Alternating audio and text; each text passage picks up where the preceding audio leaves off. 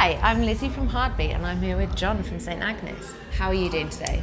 Really good, thank you. We just finished a tour with Indie. We finished that yesterday, and this is the last one for like a little run, so feeling a little bit tired, but kind of wanting to go out on a bang with it, like feeling super tight kind of musically and stuff, so I feel like it should be pretty damn good, I reckon. Well-oiled machine now. Well-oiled machine, yeah. Festivals are always a kind of different thing to headline shows anyway. Yeah. Because like with your own shows, or even if you're supporting, there's like a level of prep and stuff that goes into festivals. It's pretty much just like you've got 10 minutes to set up, get on, make something happen, which is exciting.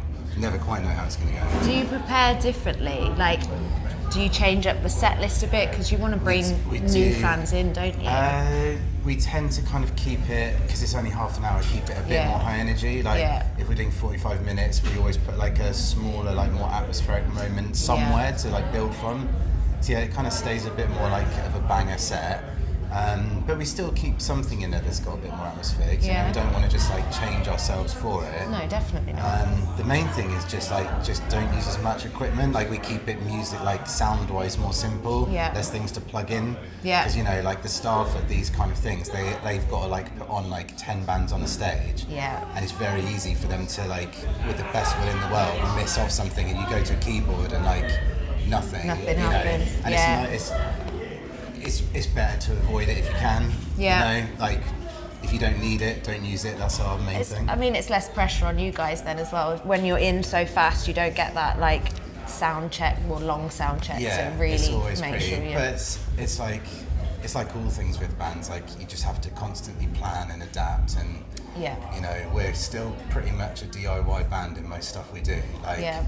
We self-produce, we make our own videos, like we're, you know, like a lot of bands, like your own little industry. And it's the same with the live shows, like we're into like prepping, if that makes sense. Like we kind of enjoy like, how do we make this show the best thing possible? How do we adapt it for a big festival? How do we adapt it for an hour set or half-hour set? We just got back from South by Southwest in America. That was a whole other thing. It's like, well, how do we get through customs into America with our stuff?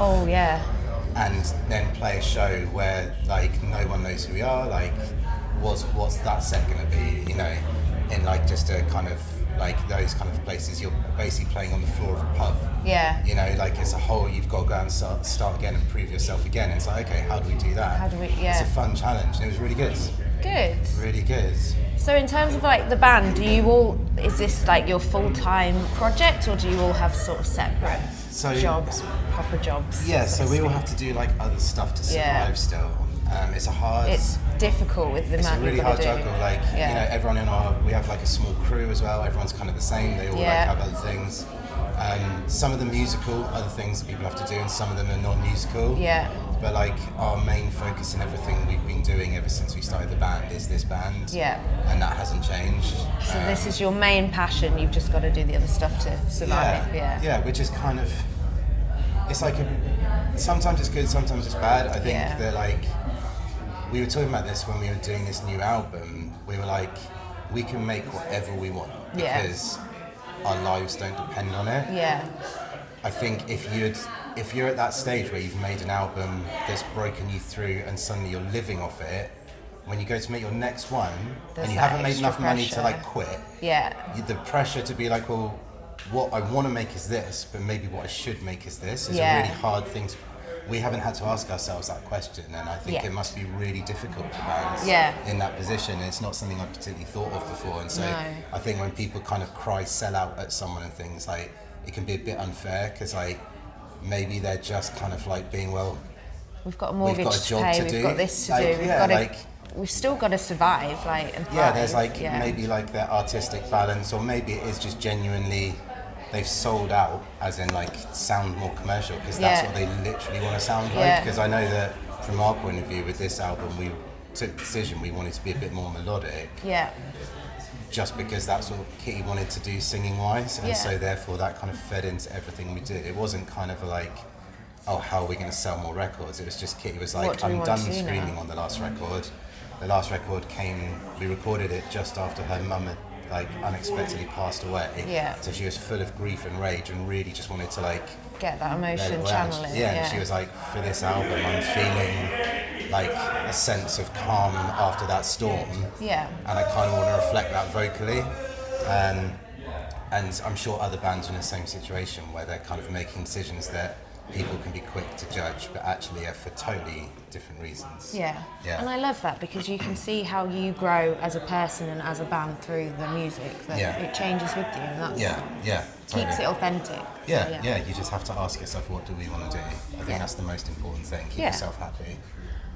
Has a fan ever told you what your music meant to them in a way that has really stuck with you? Yeah, absolutely. I mean, this one made me cry, to be honest. And I won't go into too much detail because it's not really my story to share fully. But because as I said, Kitty, the last record was written like in the kind of like immediate aftermath of like Kitty's mum dying.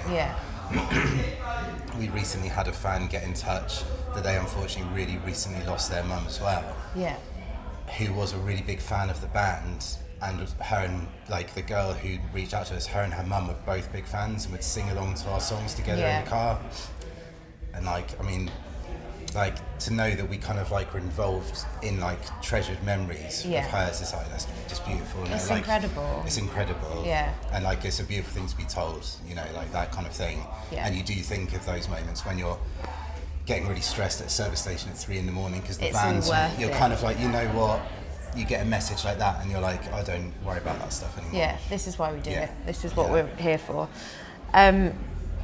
So the new album is out next month. You've already touched on the writing process. Was it sort of just, it all just flowed out? It was quite natural, it was getting those emotions out, was it? It came fairly easily, like in terms of like the initial sort of ideas and concepts and everything. Like, I think half of our work is trying to like stop fighting what is naturally happening. Maybe like we're fans of a lot of music and we're fans of a lot of ways of approaching things, and we've always evolved a lot as a band. You know, we couldn't be further from an AC/DC where it's just like refining the same thing again and again.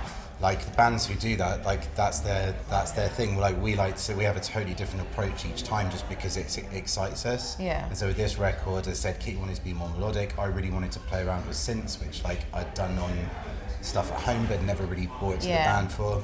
And I really wanted to see if I could write heavy music that was in like a major key.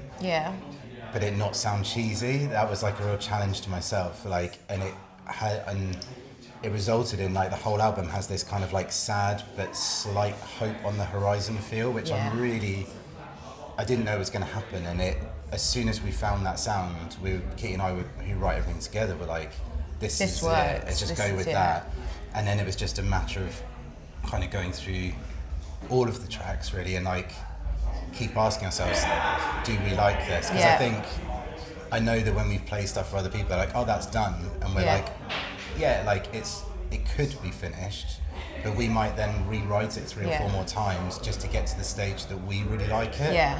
And it's not that one is better than the other, it's just one we prefer. And well, you need to perform it, you need to enjoy it when you perform it. It will show if you're thinking, oh, I wish that was a bit different. So we were never stuck for ideas, but we did take our time. Refining because we really wanted to refine it in terms of like, is this what we want to say? Is this how we want to sound? It's still a very imperfect record in terms of like, we don't really fix things. We're not, when we say refine, it's like refining the ideas and the vision, not refining not making it sonically perfect, because we enjoy some of the chaos that comes from the imperfection. Definitely. It's Easter this weekend, so the first this or that. Even that's penetrated to my dark psyche, the Easter.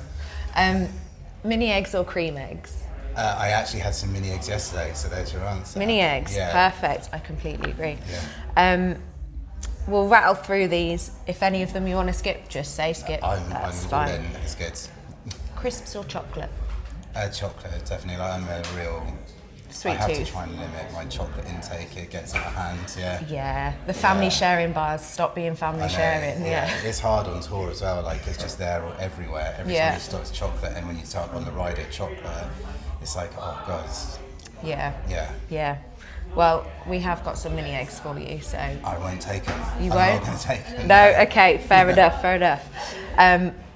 Night owl or early riser? I'm an early riser. I know that's like anti-band, but like it's not the normal thing. But a lot of my best like writing music is about 6 a.m. before I've had time to fully think and wake up. I wake up with like a mood and an idea, and that's often like I'm singing a song in my head and I try and remember it. So it's the time to run with it. Early morning, Yeah. Horror films or comedies?